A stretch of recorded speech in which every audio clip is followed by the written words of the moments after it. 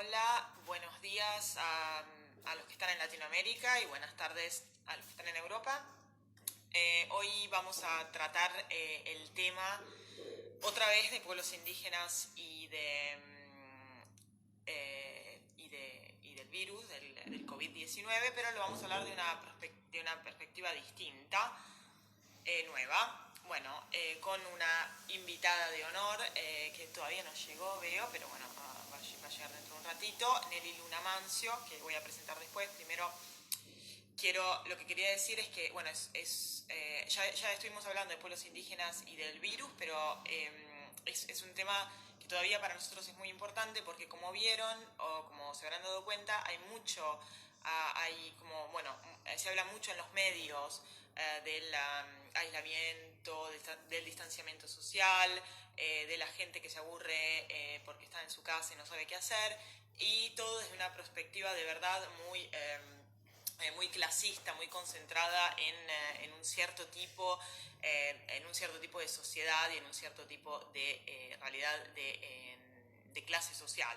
Se habla muy poco del hecho de que en realidad no todo el mundo está en aislamiento porque no se lo puede permitir, que no todo el mundo puede permitirse casas grandes o estar separados de su comunidad, que muy pocas personas se pueden permitir de quedarse en su casa para aburrirse, porque hay un montón de personas que tienen que seguir trabajando desde sus casas y otras muchísimas personas que tienen que buscar salir a trabajar. Y lo peor de todo esto, digamos, de este silencio en los medios principales sobre la cuestión indígena y sobre la realidad muchísimas otras comunidades vulnerables como los afroamericanos en Estados Unidos, es el hecho de que muchas de estas personas no pueden, o sea, el aislamiento, no poder ir a trabajar, no teniendo salarios, no siendo empleados y no teniendo ninguna ayuda del Estado, se están o muriendo de hambre o teniendo muchísimos problemas para poder sobrevivir y para poder vivir. Entonces, lo que vamos a tratar de hacer hoy con Nelly es hablar un poco de qué significa el virus, qué significa el aislamiento y qué significa todo lo que está pasando para comunidades y para un grupo de personas en particular, que ahora les explico, que ya son vulnerables, ya eran vulnerables antes del virus. Y entonces, otra vez, este es el tema que tratamos también en otros videos, cómo el virus va a sumarse a esta vulnerabilidad de base, vulnerabilidad creada por el racismo, por la situación socioeconómica, la colonización en el pasado y por otros muchísimos temas. Nelly Luna Mancio es editora general y una de las fundadoras de Ojo Público en Perú, que es un medio que trabaja sobre temas indígenas.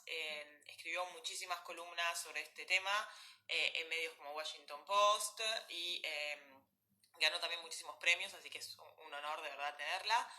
Y lo que quiero hablar hoy con ella es de esta serie periodística que está publicada en Ojo Público, que es muy, muy buena, se las recomiendo a todos de ir a verla, que se llama Ellas Luchan, y que expone precisamente a través de historias, a través en realidad de 5 historias, pero que podrían ser en realidad millones de historias, porque son las historias de muchísimas personas, expone la situación de las mujeres indígenas en América Latina durante los tiempos del virus y pone un poco, es otra narrativa, da otra voz y otra narrativa a lo que escuchamos en los medios, que es muchas veces solamente, digamos, concentrado en una clase social y en un tipo de sociedad determinada, como es la clase media alta en Europa o en Estados Unidos. Entonces se trata de dar voz a comunidades que ya son marginalizadas antes del virus, como decía, que ya son puestas en silencio y que el virus no hace otra cosa que agravar esta situación. Bueno, voy a invitarla porque Nelly está ahí. Es la verdad un honor tenerla y poder hablar con ella. Hola, Nelly. Hola, ¿cómo estás? ¿Qué tal? ¿Cómo estás? ¿Bien? ¿Y vos? Bien, agradecida también por la invitación y la oportunidad de poder conversar con ustedes y los seguidores de Survival lo que estamos tratando de hacer en Sudamérica. No, muchas gracias a vos porque el proyecto es increíble, es lo que estaba contando a las personas que nos siguen. Y bueno, te dejo presentar a vos un poco el proyecto. Yo dije solamente en líneas generales y contarnos también por qué ¿Qué es lo que te motivó a llevar a cabo este proyecto, a vos y a las personas que lo llevan a cabo? Sí, mira, como saben, América Latina tiene diversos territorios indígenas, desde la Amazonía hasta los Andes. Esta diversidad también lo que nos presenta en esta situación de crisis sanitaria es la diversidad de desigualdades, ¿no? O sea, los impactos que la emergencia sanitaria ha traído para América Latina en un inicio estuvieron concentradas en la zona urbana, en las ciudades, que es por donde se empezaron a recibir los primeros casos, pero con los constantes viajes y la migración permanente, además interna en nuestros países, lo que ya ha empezado a notarse es que hay primeros casos confirmados en territorios indígenas. Y para frenar esta curva de la que todos los epidemiólogos ahora hablan, las medidas que más han estado impulsando tienen que ver con el aislamiento obligatorio y la paralización de casi gran parte de las actividades económicas. Entonces, paralizar la economía en Latinoamérica significa paralizar no solamente la formal, sino también entre un 50 y 60% de la economía informal. Esto quiere decir vendedores ambulantes en las calles, comercio con el turismo, que depende mucho en las zonas indígenas, o también empleadas, trabajadoras del hogar. Hay una diversidad de economías que se sostienen en la informalidad y que en gran parte tienen que ver con este empleo que las comunidades indígenas están recibiendo, ¿no? Entonces, al paralizar la economía, lo que se pone en evidencia es que algunas comunidades han empezado a aislar sus territorios, a cerrar para que no puedan importar más casos, y en otros, donde ya hay una aproximación mucho más fuerte con las ciudades, como en la zona andina, por ejemplo, lo que hemos visto es que hay gran cantidad de familias que se han quedado sin un empleo que les permita subsistir el día a día. Y el especial justamente que preparamos con 5 países, con colegas de 5 países de América Latina, buscaba explorar ese lado del impacto de estas medidas, pero sobre todo a través de la mirada de las mujeres. Las mujeres en las zonas indígenas son las principales jefas de hogar, las responsables de una economía que permita sostener a su familia, pero al mismo tiempo, en el Perú por lo menos, gran parte de ellas son mujeres solteras, ¿no? Mujeres que o han enviudado o que están separadas y que solas han tenido que asumir todo el peso económico de llevar adelante un hogar, ¿no? Sí. ¿Y por qué hablar de mujeres y de indígenas en este momento? Yo me preguntaba, como estaba contando, hay tantos artículos que hablan generalmente desde otra perspectiva, y me preguntaba yo mismo, ¿por qué es tan importante? O sea, yo lo encontré cuando lo vi y dije, esto es muy importante, pero para vos, ¿por qué es tan importante? Sí, porque creo que casi todas las medidas han estado concentradas en las ciudades, ¿no? En las capitales, donde se ha discutido mucho y denunciado y puesto en evidencia el sistema de salud pública, la infraestructura, que no hay camas, no hay ventiladores, y esa es la situación de Europa y aún más la de América Latina. Pero en esa situación de crisis y de gravedad hay una población que es más reducida, pero que ni siquiera tiene acceso a ese sistema público de salud que ya está colapsado. Ni siquiera puede llegar, ¿no? Por distancias territoriales, porque sus comunidades están muy lejos, porque no hablan el idioma. La mayoría de mujeres indígenas en Perú hablan el idioma materno. El castellano, por ejemplo, todavía es más de uso en los hombres que en las mujeres. Y lo tercero es porque sí son cabezas de hogar, ¿no? O sea, son jefas de familia, y detrás de ellas hay 3 niños, 2 niños o a veces 1 que dependen básicamente de los ingresos que ellos pueden tener. Entonces, ¿por qué hablar de ellos? Uno diría, bueno, no son en números la mayor población afectada. La mayor población afectada en número de contagios detectados están en ciudades, pero son los más vulnerables de los vulnerables, ¿no? Porque creo que y ese espacio no necesariamente se ha estado discutiendo con la misma intensidad en los medios. Y lo otro es porque además tienen un enfoque distinto, ¿no? Perú tiene más de 50 pueblos indígenas, por ejemplo, En Colombia hay otra cantidad similar, en Brasil hay más de 200 idiomas, en Bolivia también una gran cantidad enorme de pueblos indígenas.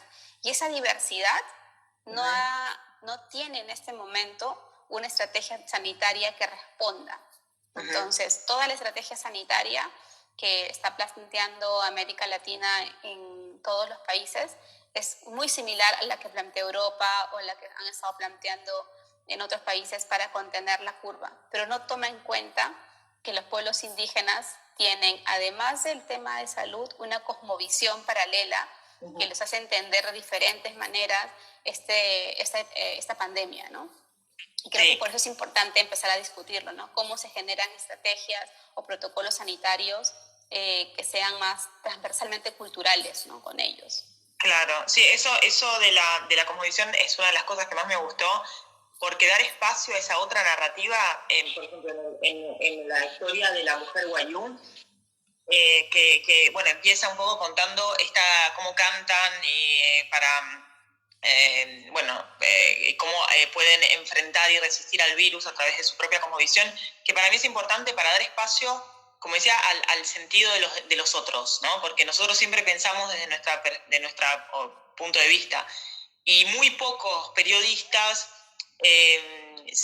muchos describen la situación, sí, pero muy pocos se ponen a describir las narrativas de los otros, o sea, las contranarrativas con las que los otros y los demás y los pueblos indígenas en este caso pueden dar sentido a lo que está pasando, que obviamente no es el mismo sentido que le damos nosotros. Sí. No sé, lo que te quería preguntar era eso, como me pareció un periodismo de otro tipo, porque son muy pocos los periodistas que efectivamente dan voz a esa visión. O sea, muchos describen lo que pasa, ¿no? Pero pocos dan voz. Y eso, bueno, me gustó mucho de las historias. La posibilidad de dar voz a los pueblos indígenas. O sea, que sean ellos los protagonistas de sus propias historias. Sí, mira, a nosotros también nos parece importante esto que mencionas de escuchar los testimonios en primera persona de estas mujeres, ¿no? Porque durante la cobertura del coronavirus, por ejemplo, ha sido sí ha puesto a prueba muchos equipos periodísticos, o sea, porque no es una cobertura tradicional, ¿no? Uno está expuesto permanentemente a situaciones de crisis periodísticas en el campo, por la inseguridad o en las fronteras, de diversas formas. Pero enfrentar una crisis desde el encierro es aún más complicado, más complejo, y además porque la agresividad de este virus hace que, a pesar de que muchas personas tienen muchos cuidados, igual terminan contagiándose, ¿no? Entonces, trabajar con eso era importante. Nosotros decíamos hasta qué punto todo el esfuerzo periodístico está concentrado en estas zonas, que en realidad sí, pues son críticas, pero qué tanto estamos contando de cómo pasa la otra persona, que en cantidad pueden ser menos, pero que tienen sus propias vulnerabilidades, ¿no? Y quisimos que sean ellas los que cuenten, porque una de las cosas que hemos sentido, y me imagino, no sé cómo habrá sido en España o en Europa, pero hay una gran aceptación de la gente hacia las medidas restrictivas. O sea, gran parte de la gente saluda. Está bien que el gobierno cierre actividades, está bien que la gente no salga, quédate en casa es el hashtag más usado, y se cuestiona mucho a los que no cumplen, ¿no? Sí. Entonces hay una carga moral muy fuerte contra los que no cumplen el aislamiento. Sí, y cada vez que uno ve un mercado informal lleno de gente o personas vendiendo en la calle, incluso los periodistas en algunos canales de televisión se han convertido en policías de la cuarentena. Entonces van y les dicen, ¿por qué está vendiendo en la calle? Y no sé qué. Y las personas, las mujeres que están ahí les dicen, porque si no vendo, mis hijos no comen, ¿no? Sí. Entonces teníamos la opción de contarlo, de ser nosotros quienes lo contamos, pero yo creo que fue mucho más importante que sean ellas las que a través de su mirada, y son reportajes con una carga subjetiva muy alta, porque siempre es la mirada de ellas, de cómo están enfrentando el tema, sean las que cuenten. Y que el lector y la audiencia pueda entender cómo también ellas están desde sus diferentes visiones o miradas puedan empezar están sufriendo el impacto económico de estas medidas, ¿no? Exactamente, que lo que me parecía un tema muy interesante, lo estaba diciendo antes en la introducción, es esta, que como decís vos, hay como, bueno, una criminalización de las clases populares, acá en Europa sobre todo, pero en América Latina también de los pueblos indígenas, sobre la gente no está respetando el aislamiento y muchas veces no pueden porque no tienen casas grandes suficientes para quedarse todo el día ahí y viven muchas personas en una casa muy pequeña, o también no lo están respetando porque tienen que ganar plata para poder comer. Y esto es una cosa que es muy difícil de hacer pasar porque, claro, en Europa la gente de la clase media alta tiene su casa y tiene su trabajo, son empleados y pueden trabajar desde casa. Entonces me parecía fundamental también contar estas otras historias de la gente que yo hablaba con mis contactos indígenas en el Congo y me decían, nosotros nos estamos muriendo de hambre, si no salimos a vender algo o a comprar o a trabajar, nos morimos de hambre. No nos vamos a morir del virus, nos vamos a morir de hambre, me dijeron. Y para mí eso es muy fuerte porque es algo tan lejos de nuestra realidad que bueno, la verdad me parece fundamental contarlo. Pero te quería preguntar otra cosa sobre el tema de que, bueno, el virus está monopolizando los medios, ¿no? Pero al mismo tiempo hay un montón de otras cuestiones urgentes que tocan a los pueblos indígenas que están invisibilizando. Y yo temo, por ejemplo, que los asesinatos de los líderes indígenas sea una de esas cosas que como que, bueno, no le están dando espacio suficiente. Y sigue pasando en Brasil, sigue pasando en Colombia. Quería preguntarte de la situación sobre estos asesinatos en Perú, por ejemplo. Sí, las medidas restrictivas frenan a gran parte de las ciudades, pero no a las actividades ilegales, ¿no? Hace 2 semanas asesinaron a un líder, a un apu, jefe de una comunidad que durante los últimos meses venía luchando para que titulen el territorio comunal, y en ese camino había recibido varias amenazas, incluso él había pedido y solicitado garantías para su vida. Y hace 2 domingos lo asesinaron, fue encontrado en un bosque por un disparo de bala, y ahora la familia y los hijos están solicitando protección, ¿no? Esto se suma ya a una serie de otros asesinatos. Desde el 2013, Perú ha registrado 9 asesinatos a líderes indígenas, ¿no? Los casos que más se conocen tienen que ver con Edwin Chota y el caso Sagüeto, que fueron 3 dirigentes masacrados aparentemente por taladores ilegales. Y este último, el de Albirlo Meléndez, se une a esta lista triste de dirigentes asesinados, ¿no? Lo que nos explica es que en realidad gran parte de los problemas que hay para el control territorial, o sea, es difícil que por la vastedad de la Amazonía y los bosques, que haya un eficiente control. Entonces, lo que se tiene que controlar son los ríos. Y a veces tenemos a los militares en los ríos, a la policía, viendo quién entra y quién sale. Pero con el estado de emergencia, todas las fuerzas del orden se concentran en las ciudades y en las fronteras, ¿no? Claro. Y se está desprotegiendo los otros territorios habitados en su mayoría por indígenas. Y como resultado de esto, ellos están asumiendo el control de su territorio, solos, ¿no? Entonces, sí.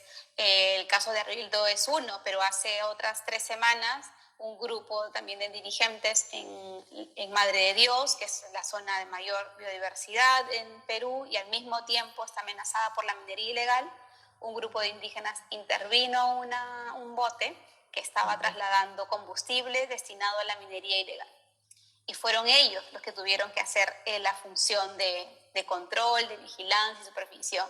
Entonces, lo que estas medidas de aislamiento también exponen es que los exponen a ellos, para que sean ellos los que detengan a las actividades ilegales, los que se encuentren con narcotraficantes o con traficantes de madera o con traficantes de tierra, ¿no? Que aparentemente son los que habrían asesinado a Albirno Meléndez la semana pasada. Pero sí están ocurriendo otras cosas. Ellos permanentemente han venido denunciando ahora, por ejemplo, que sobre todo en la Amazonía, donde la principal forma de comunicación son los ríos, ellos no están dejando de recibir gran parte de alimentos, porque no están llegando.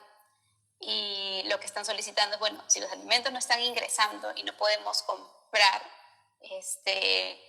¿cuál va a ser la respuesta del Estado? Y recién se está diseñando una forma para que les alcancen los alimentos, pero para que la gente que los lleve también cumpla ciertas medidas de control.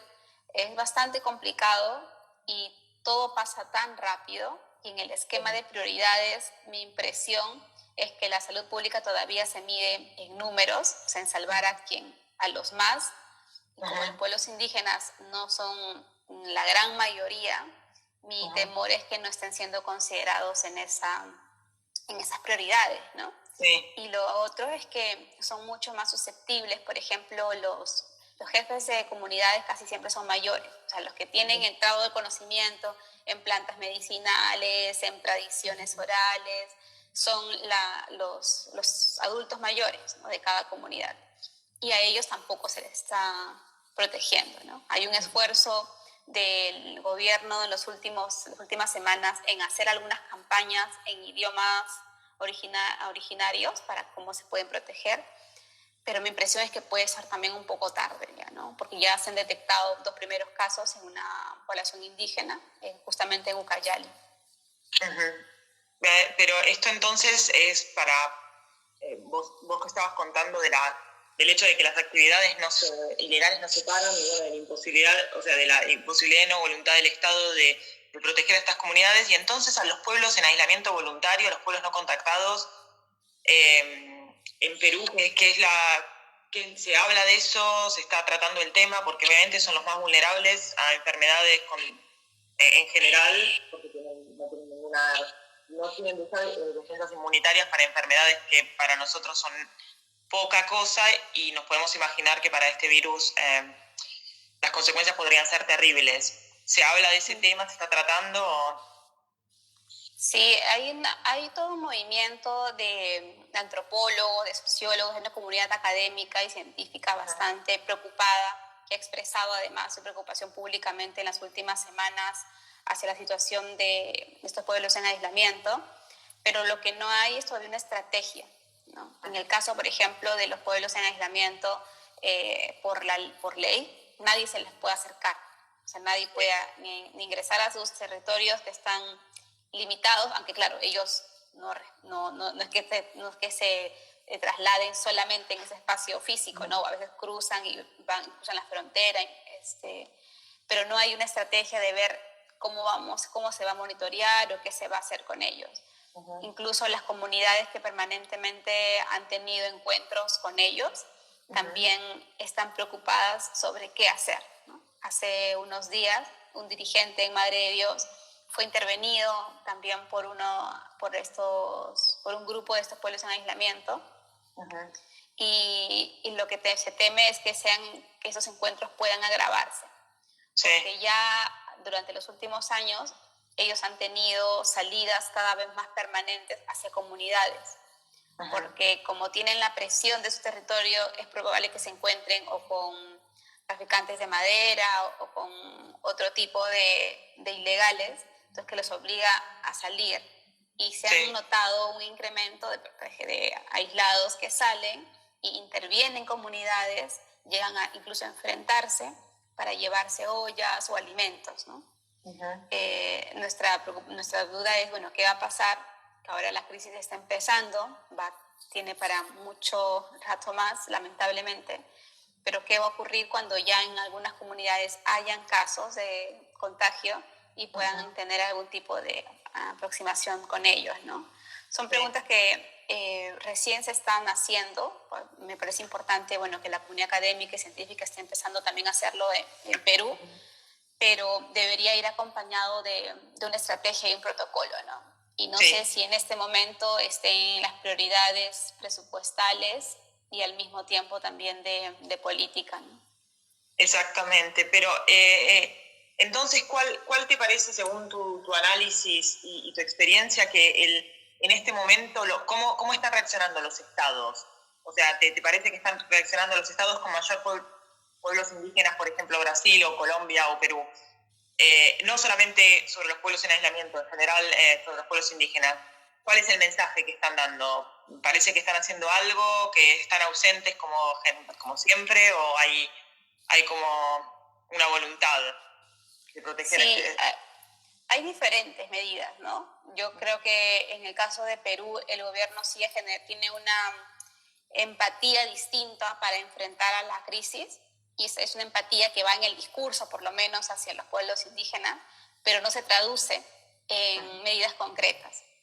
En México, lo que hemos visto también es que, por ejemplo, ahí no hay ningún subsidio, ningún protocolo para enfrentar o proteger a los pueblos indígenas, que también son muy variados, ¿no?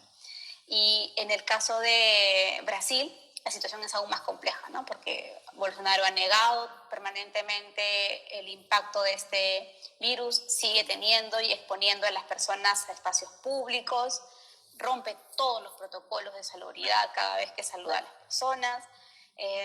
Y en Colombia, una de las cosas buenas que se ha hecho es que se han abierto los datos, ¿no? Una de las cosas que creo que es fundamental también cuando surgen ese tipo de crisis sanitarias es qué tan desagregados tenemos los datos de las personas contagiadas, ¿no? Sí. Entonces, nosotros que nos gustaría saber, por ejemplo, de los más de 13.000 casos detectados, además del sexo, edad, lugar, forma de contagio, síntomas que han desarrollado, nos gustaría saber si pertenece a una población vulnerable, si es indígena o de qué etnia, si es afrodescendiente, si es de la comunidad LGTBI. O sea, deberíamos poder saber datos agregados que nos permitan ver hasta qué punto la enfermedad puede impactar más en un grupo sobre otro, ¿no? Hace unos días, Carol Zabaleta, que es una médico especializada en salud pública indígena, nos decía que los estudios sobre el impacto de la gripe H1N1 tuvo una tasa más alta en población indígena que en no indígena, ¿no? Sí. Pero a pesar de que hay esas evidencias por las que ya hemos transitado con anteriores enfermedades, creo que no está todavía en la prioridad de desagregar datos y por lo tanto incorporarlas en las estrategias de los gobiernos, ¿no?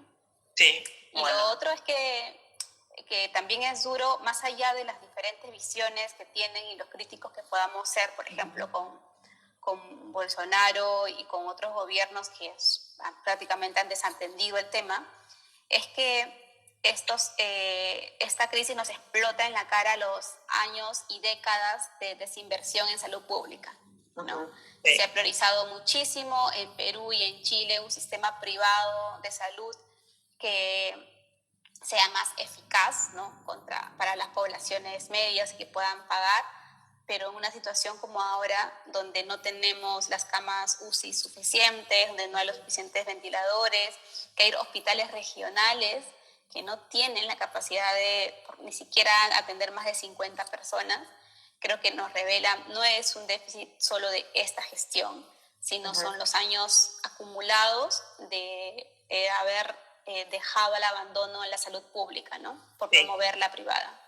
Sí, creo que el virus nos está mostrando varias debilidades de nuestra sociedad y vulnerabilidades, no solo en la salud pública, sino también en lo que está pasando con los pueblos indígenas. Nos demuestra claramente qué es lo que pasa cuando se roba la tierra a los pueblos indígenas, cómo el acceso a la salud ya era complicado, ahora es todavía peor. Tenemos mucho que aprender, creo, y por eso te hago la última pregunta sobre qué es lo que el periodismo puede hacer, porque nosotros en cuanto a activistas tenemos nuestra idea de qué es lo que tenemos que hacer y qué es lo que podemos hacer en este momento, ¿no? Que es, obviamente ya no podemos investigar sobre, como ustedes tampoco podemos ir más no podemos investigar más, la mayor parte de nuestros contactos están aislados en la selva y tampoco podemos hablar. Entonces nos sentamos y dijimos, ¿qué es lo que podemos hacer? Y quería preguntarte, ¿qué es para vos lo que los periodistas pueden hacer en este momento y cuál es la responsabilidad también que tienen sobre como todo el mundo habla del virus, de lo que hablan y cómo hablan de esta situación? Sí, yo creo que lo más difícil es quitarnos la ropa de privilegio, ¿no? O sea, a nosotros nos ha costado un montón. Gran parte de los periodistas pertenecemos a una clase media o media alta, digamos. O sea, no quiero decir que todos tengan buenos sueldos, pero a lo que voy es que por lo menos hay un ingreso garantizado en comparación a otras poblaciones, a otras comunidades que subsisten del día a día, ¿no? Que no saben qué va a pasar. Entonces, sí me ha costado mucho y todavía me interpela la forma en la que estamos construyendo una narrativa de sanción moral contra los que no acatan la cuarentena. De hecho, molesta. Hay gente que, si vas a correr en un parque, o sea, puedes dejar de correr, ¿no? Un día, o no sé, pero hay cosas más urgentes. Pero no puedes criticar de la misma forma a alguien que intenta vender, no sé, pues en un puesto ambulatorio mascarillas, ¿no? Sí. Esa forma creo que nuestros miedos, yo nunca he visto a tantos colegas cubrir con tanto miedo sobre lo que puede pasar, ¿no? Porque, por ejemplo, tengo también colegas en España y gran parte de ellos ha tenido por lo menos algún familiar enfermo con el coronavirus. Y ese miedo nos explota, creo, nos saca mucho más de relieve los prejuicios que tenemos, y la televisión es lo más complicado y puede ser tóxico si es que los periodistas, porque tienen una audiencia mayor también, si es que no nos damos cuenta en el lenguaje que estamos utilizando, cómo estamos castigando a estas otras comunidades, a estas otras poblaciones, ¿no? Entonces sí sería importante, creo, empezar a tener más la voz de aquellas personas que salen no porque quieren, simplemente porque le tienen tanto miedo a no poder comer al día siguiente como a también contraer el virus, ¿no? Nosotros sí hemos abierto, por ejemplo, un diario de la cuarentena que se llama Las Historias de Todos. Entonces estamos publicando historias de personas de a pie. Ninguno de ellos es personaje público ni político. Y hemos abierto una cuenta de correo. Y lo que más me ha sorprendido es que la gente te cuenta, en realidad, a mí me pareció completamente desolador lo que estamos viendo, porque incluso otra de las cosas que nos dice la recomendación, ¿no?, de los medios que construimos es: aprovecha la cuarentena para pasar en familia y disfrutar en familia, ¿no?, estos tiempos.